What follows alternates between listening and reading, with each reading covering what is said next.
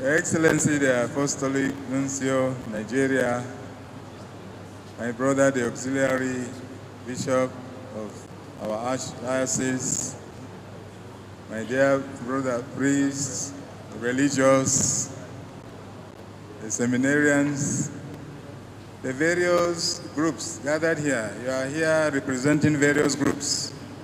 I think the list has already been read, so I don't need to go into naming every single group that is here. You are here because you have been sent to represent your group. Or you are here at the opening ceremony because you care and you are concerned about the growth of the Archdiocese. So we thank you and we welcome you. So it is a great blessing from God to have us all here today as a family of the Catholic Archdiocese of Abuja. We thank God for seeing us through the assembly of last year to this day. This gathering is not merely a yearly formality. It is a sacred moment to meet, to bond, to listen and to learn from one another, united in a single purpose to continue to witness to the gospel of Christ in our Archdiocese and to contribute our part in building up the church and our country, Nigeria. This time we gather to discuss a topic that is at the very heart of our Christian faith as Catholics, the liturgy. Even though related topics have been discussed in the recent past, emphasis on the liturgy cannot be too much, owing to the exalted place it holds in our lives as Catholics and the several abuses the liturgy has suffered in recent years, both from clergy and laity alike. I therefore heartily welcome you all, priests, religious, and lay faithful, united in prayer and discernment to the 6th Archdiocesan General Assembly. I welcome in a very special way our invited guests and those who are here represented and those who are with us in spirit. I want to welcome the main speaker, Reverend Father Nduka Uzo, MSP, who is going to be taking the paper delivery. So, to you parishes, pastoral areas, chaplaincies, organizations, pious societies and associations, all of you, catechists, children, youth, all of you, you are so highly welcome. I am equally delighted to welcome into our midst His Excellency Most Reverend Michael Francis Crotty, the Apostolic Nuncio in Nigeria, who, since his arrival in Abuja, has taken a lot of interest in events in the Archdiocese, events to which he is invited. Your presence here again is highly appreciated, Your Excellency. For the participants, I encourage all of you to feel at home and make your contributions to the topic under discussion for the good of the church, our mother and teacher. The liturgy.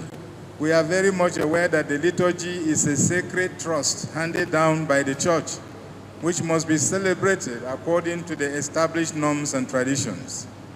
And we are also aware of the Vatican II's Constitution on the Sacred Liturgy, Sacrosanctum Concilium, about liturgical worship. Aware of all this, we decided this year to focus on the liturgy with the theme, Faithfulness to the Liturgy, a liturgical vision for a hopeful future in Abuja Archdiocese. Our aim in choosing this theme is to reawaken our consciousness to the ideals of our liturgy. Liturgy is not a secondary aspect of the church's life. It is the very heart to and from which her life flows. It was relevant in the past years, it is relevant today, and will remain so in the future. Faithfulness to the liturgy. Faithfulness to the liturgy means rooting ourselves in what the church has handed down through the ages, safeguarding her rites, language, symbolism, and spirit. Faithfulness to the liturgy is not a matter of personal decision. It is a necessity. This involves authenticity, celebrating according to the mind of the church as clearly outlined in the document Sacrosanctum Concilium.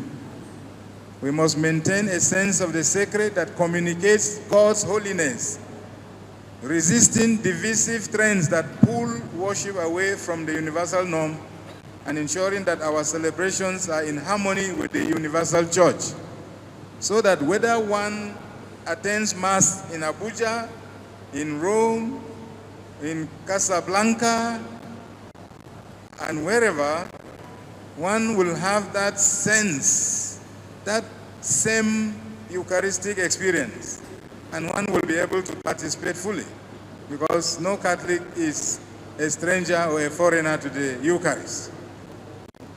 It also means celebrating the sacred mysteries with devotion and without unnecessary improvisations that distract from their meanings. As a follow-up to the circular issued last year by the Catholic Bishops' Conference of Nigeria about the liturgy, the Liturgy Commission of the Archdiocese of Abuja was directed by me to draw the attention of all within our Abuja ecclesiastical jurisdiction to such abuses and aberrations if they are, and to seek your understanding and cooperation to avoid them. We must note very well that the liturgy is not the private property of any of us, but the property of the church, and must be celebrated in accordance with liturgical books approved by the church. It was for this reason that we called attention to the following. We sent out a circular reminding everyone about these points I'm going to make. The arbitrary distortion of the liturgy. This is not acceptable in the name of inculturation or whatever. 2, we must guard against the danger of irreverent handling of the Eucharist. Some carry the Eucharist in procession and they kind of deal with the Eucharist as if they are using holy water. And this is found in some churches, perhaps not here, but elsewhere. The Catholic bishops are concerned. Then, arbitrary changing or substituting of the words in the prescribed prayers and rubrics of the Mass, including the Eucharistic prayer, against the provision of Sacrosanctum Concilium, paragraph 23, subsection 3. Altering also the structure of the liturgy, leading to the commercialization of the liturgy by way of taking up too many collections and fundraising right in the middle of liturgical celebrations. This is an aberration. Then, invention of rites in the name of child dedication, with some priests placing a child on the altar. The altar is meant for Eucharistic sacrifice, not to carry the child. Then, inappropriate music, including the importation of secular ones into the liturgy, and indecorous dancing. There's a dancing you dance in the disco hall. There's a dancing you dance when you go for a jamboree or a disco, but not in the church. There's a way you can dance very well with solemnity and dignity in the church. And then we have the inappropriate dressing by clerics for liturgical celebrations, and dressing to church by laymen and women with dresses they would not wear to the office of a departmental director. That the priest must be fully vested. This morning we saw some vested in alb and a stole. It's not enough. You have to vest properly. And for the lay people, on the whole, we thank you. You have been so cooperative in this regard. You dress very, very, very nicely to come to church. You dress very nicely. I must commend our lay people. Yes. Especially the women. Yes.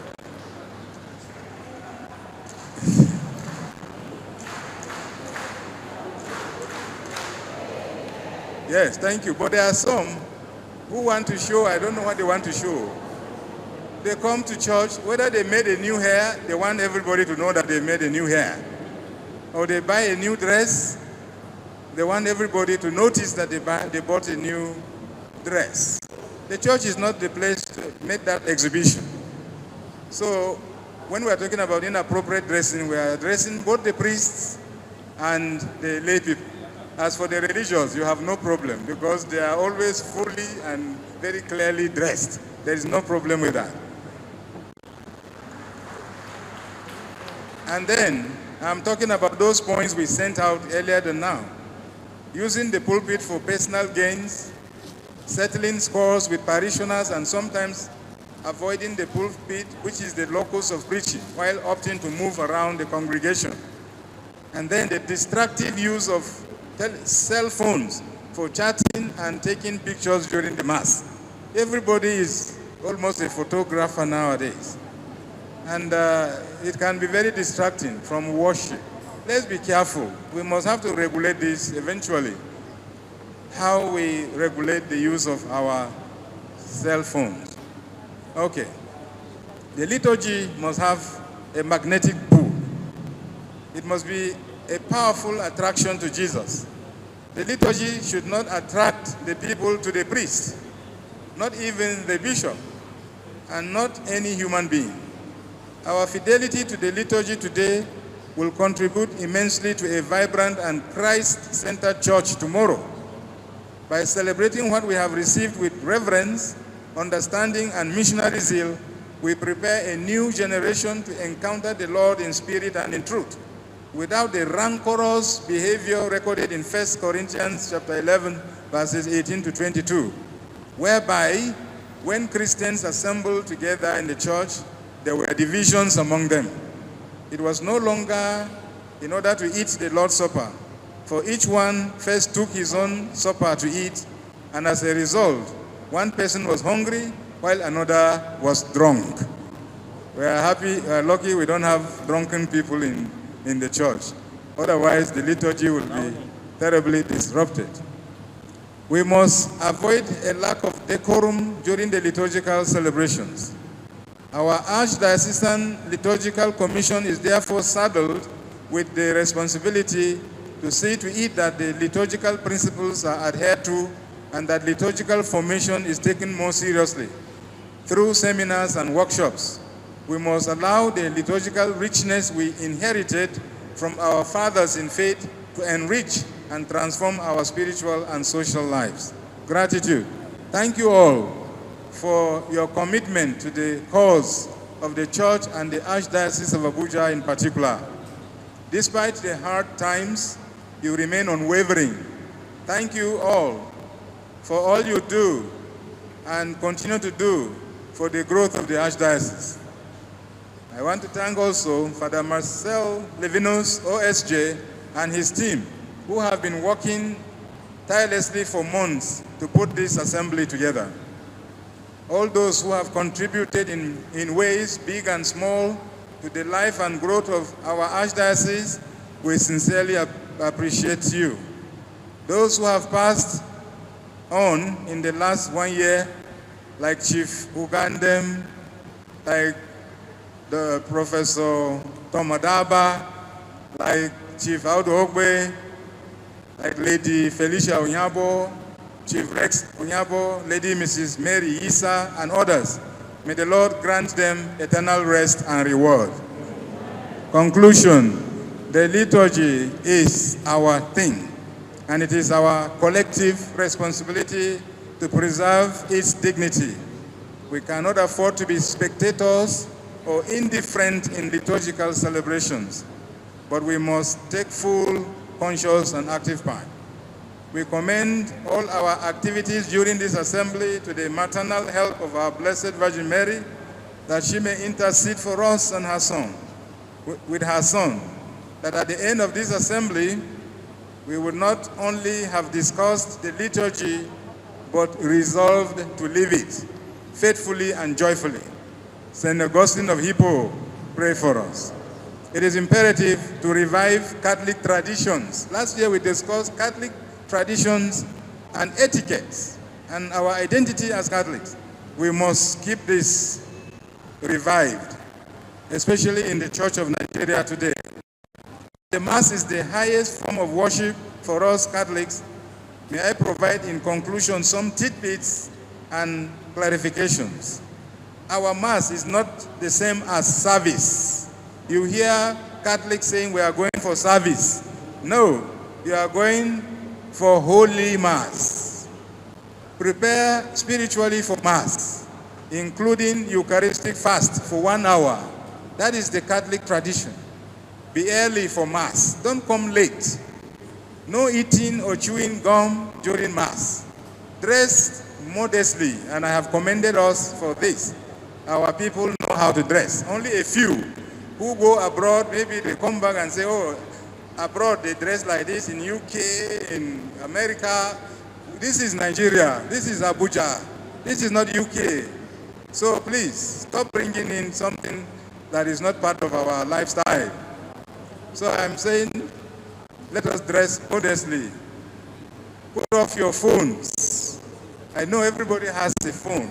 Please, when you come to church, put them off, and you can concentrate better. Genuflect as you enter or leave the church. We have it there. It's not a hall. It's not like other churches where you just walk in like that. In the Catholic Church, you walk in, you see the place, genuflect, and if you are going out, you also genuflect. Participate fully at Mass. Show reverence when receiving Holy Communion. Don't distract others. And spend a moment in thanksgiving after Mass. When the priest says go, the Mass is ended, he means that you go and live out the Mass. The Mass is not a forum for a fashion parade or entertainment, but it provides us a solemn moment to encounter God and to draw grace, which strengthens us to be able to influence others and our society positively. While thanking you and invoking God's blessing on you, I now have the honor and privilege, in the name of the Trinity, to declare the proceedings of the 6th Annual General Assembly of the Catholic Archdiocese of Abuja open. Thank you.